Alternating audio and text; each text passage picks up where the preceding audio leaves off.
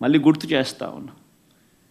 ఆ ప్రొసీజర్ల నేపథ్యంలో జూలై 6, 12వ తారీఖున వచ్చిన మెటీరియల్ తిరుపతిలో వీళ్ళు 3 సార్లు టెస్ట్ చేసి ఆ ట్యాంకర్లను ఏదైతే 3 సార్లు టెస్ట్ చేసిన ప్రక్రియ ఏదైతే చేశారో ఆ ప్రక్రియలో ఈ టెస్ట్లలో అది ఫెయిల్ అయిన పిమ్మట ఆ కంటైనర్లో ఆ ట్యాంకర్ ఫెయిల్ అయితే ఆ ట్యాంకర్లను పక్కన పెట్టి ఆ ట్యాంకర్ ఫెయిల్ అయినటివి లోపలికి పంపించకుండా ఆ ట్యాంకర్లను పక్కకు పెట్టేసేసి ఆ ట్యాంకర్లు అసలు వాడుకలోనే తీసుకొని రాలేదు, వెనక్కి పంపించేశారు ఆ ట్యాంకర్లను. ఒకసారి ఆ 3 టెస్టులు ఫెయిల్ అయిన ఆ ట్యాంకర్లను మరొకసారి రీకన్ఫర్మేషన్ కోసం రీటెస్టింగ్ కోసం మళ్ళీ ఎన్డీడీబీకి కూడా పంపించడం జరిగింది ఆ శాంపుల్. ఆ శాంపుల్ మళ్ళీ జూలై 23వ తారీఖున రిపోర్ట్ వచ్చింది.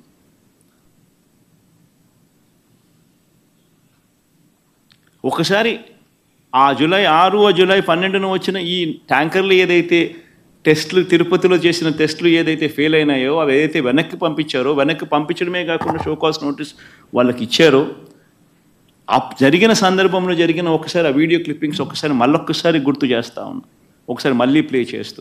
ఇది జూలై 23వ తారీఖున సాక్షాత్ ఈవో మాట్లాడిన మాటలు. జూలై 23వ తారీఖున చేయండి అమ్మా. ఒక ఇంపార్టెంట్ ఆస్పెక్ట్ ఏంటంటే టేస్ట్ అనేది మనకు తెలిసిందే, కానీ ఎరోమా అనేది మనకి కరెక్ట్ గా ఉందా లేదా, క్వాలిటీ లేకపోతే మేము మీద చర్యలు తీసుకుంటామని అందరి మేనేజ్మెంట్ వాళ్ళు వచ్చారు. ఒక్కొక్కరు మాట్లాడి చెప్పిన తర్వాత కొంతమంది ఇంప్రూవ్ చేశారు. ఆ శాంపుల్లో అడల్టరేషన్ ఉందని తెలియదు. అడల్టరేషన్ ఏం అడల్టరేషన్ ఉందంటే వెజిటబుల్ ఫ్యాట్స్ అంటే మనకి వనస్పతి అంటాం కదా, vegetable ghee or vanaspati or whatever, అది కలిసిందని తెలిసింది. ఆ సప్లయర్ కి బ్లాక్ లిస్ట్ చేయడానికి షోకాజ్ నోటీస్ ఇవ్వడం జరిగింది. ఈ టెండర్ ట్యాంకర్స్ కూడా 2 ట్యాంకర్స్ ఉన్నాయి, ఆ 2 ట్యాంకర్స్ కూడా రిజెక్ట్ చేయడం జరిగింది. టెస్ట్ చేసినాము, రిజెక్ట్ చేయడం జరిగింది అని చెప్పి జూలై 23వ తారీఖునే, అంటే ఎన్డీడీబీ శాంపుల్స్ వచ్చిన తర్వాత కూడా ఈఓ గారు స్వయంగా చెప్పిన మాటలు అంటే క్లియర్ కట్గా అర్థమవుతోంది. అసలు ట్యాంకర్లు వాడకంలోకి రాలేదు, అవి రిజెక్ట్ చేశారు, వెనక్కి పంపించేశారు అని చెప్పి క్లియర్ కట్గా చెప్తా ఉన్నారు. అయినా కూడా సెప్టెంబర్ 18వ తారీఖున అంటే 2 నెలల తర్వాత చంద్రబాబు నాయుడు గారు 100 రోజుల తన పాలన సభలో 2 రోజుల తన పాలన అన్ని విధాలా ఫెయిల్ అయిపోయి ఉన్న పరిస్థితుల నేపథ్యంలో ప్రజలు సూపర్ 6, సూపర్ 7 పరిస్థితి ఏమిటి, ఎన్నికలప్పుడు ఇచ్చిన హామీల గురించి ఏమయ్యాయి మా హామీలు అని చెప్పి ప్రజలు చంద్రబాబు నాయుడు గారిని 100 రోజుల తన పాలన మీద నిలదీస్తూ ఉన్న నేపథ్యంలో,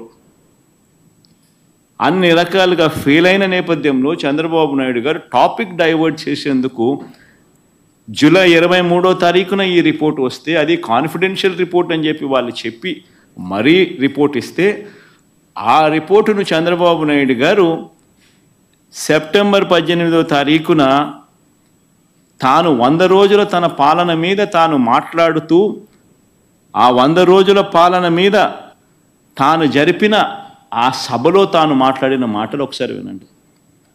దేవుని దగ్గర పెట్టే ప్రసాదం అపవిత్రం చేసే విధంగా ఓసారి బాధేస్తుంది. నాసి రకమైన ఇంగ్రీడియంట్సే కాకుండా ఎనిమల్ ఫ్యాట్ కూడా వాడారని, ఏది గీకు బదులు. అంటే ఒకవైపునేమో జూలై 23వ తారీఖునే ఈవో అసలు యానిమల్ ఫ్యాట్ కాదు, అది వెజిటబుల్ ఫ్యాటు అంటే ఎన్డీడీబీ రిపోర్ట్ వచ్చినాక కూడా, అంటే ఎందుకంటే ఆయన జ్ఞానం ఉంది కాబట్టి, ఆయనకు తెలుసు కాబట్టి రిజెక్ట్ చేసేసినాము అని ఒకవైపున ఆయన చెప్తా ఉంటే, చంద్రబాబు నాయుడు గారు అన్నీ తెలిసి ఉండి 2 నెలల తర్వాత సెప్టెంబర్ 18వ తారీఖున ఆయన అడల్టరేటెడ్ గీ వచ్చింది, నాసిరకము, యానిమల్ ఫ్యాట్ గీని వాడారు, వాడి లడ్డూలు తయారు చేసేశారు అని ఏకంగా దేవుడిని, ప్రతిష్టను, శ్రీవారి లడ్డూను, విశిష్టతను అపవిత్రం చేస్తూ చంద్రబాబు నాయుడు గారు తెలిసి రాజకీయ ఉద్దేశాలతో అబద్ధాలు ఆడిన వీడియో టేపు. 18వ తారీఖున, సెప్టెంబర్ 18వ తారీఖున చంద్రబాబు నాయుడు గారు ఈ మాటలు మాట్లాడితే, మళ్ళీ సెప్టెంబర్ 20వ తారీఖున టీటీడీ ఈఓ గారు, అంటే ఐఏఎస్ ఆఫీసర్ గారు, చంద్రబాబు నాయుడు గారు స్వయంగా నియమించుకున్న టీటీడీ ఈఓ గారు మళ్ళీ ఇదే విషయం మీద మళ్ళీ చంద్రబాబు నాయుడు గారిని కరెక్ట్ చేస్తూ మళ్ళీ టీటీడీ ఈఓ గారు మళ్ళీ అన్న మాటలు ఒకసారి ప్లే చేస్తాం, ఒకసారి చూడండి ఒకసారి. No.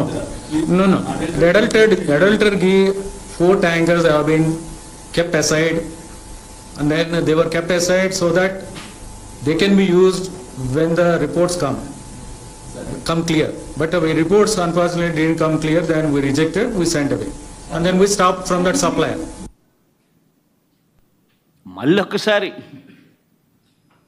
మరొక్కసారి ఇంగ్లీష్లో కూడా చెప్పాడు, నేషనల్ మీడియాకు కూడా చెప్పాడు. చంద్రబాబు నాయుడు గారు చెప్తా ఉన్న మాటలు అబద్ధము అని చెప్పి మరొక్కసారి రుజువు అయ్యేట్టుగా ఏకంగా టీటీడీ ఈఓ మరొక్కసారి మళ్ళీ చెప్పాడు.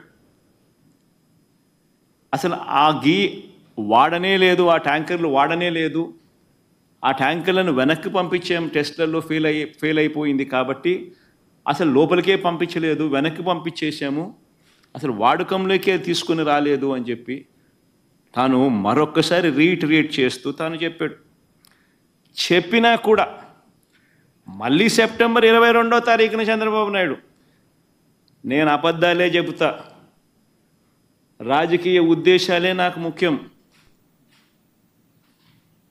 నేను స్వామివారినైనా తిరుపతి అయినా నాకు భయము లేదు, భక్తి లేదు అని చెప్పి నిరూపించుకుంటూ మళ్ళీ 22వ తారీఖున, సెప్టెంబర్ 22వ తారీఖున ఇదే పెద్ద మనిషి చంద్రబాబు నాయుడు గారు తాను చెప్తా ఉన్న అబద్ధాన్ని మళ్ళీ వక్కారించి మళ్ళీ ఆయన అన్న మాటలు ఒకసారి వినండి. ఇక్కడికి వచ్చినప్పుడు 4 ట్యాంకర్స్, అప్పటికే 4 ట్యాంకర్స్ వచ్చేసాయి, దాన్ని వాడారు అని వాడాం.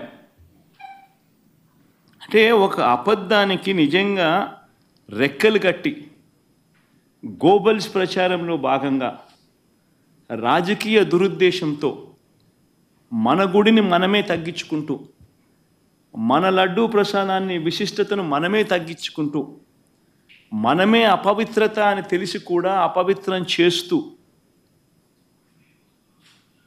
కోట్ల మంది భక్తుల మనోభావాలతో ఆడుకుంటూ ఈ పెద్ద మనిషి గోబల్స్ ప్రచారంలో భాగంగా వెనక్కి తగ్గకుండా, దేవుడంటే భయము లేకుండా, దేవుడంటే భక్తి లేకుండా ఏ రకంగా తన అడుగులు ముందుకు వేశాడు అన్నదానికి మరో నిదర్శనం ఇది.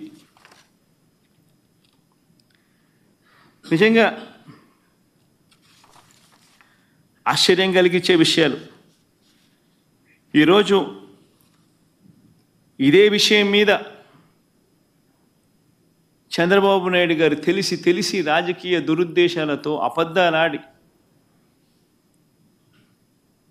తిరుమల వెంకటేశ్వర స్వామి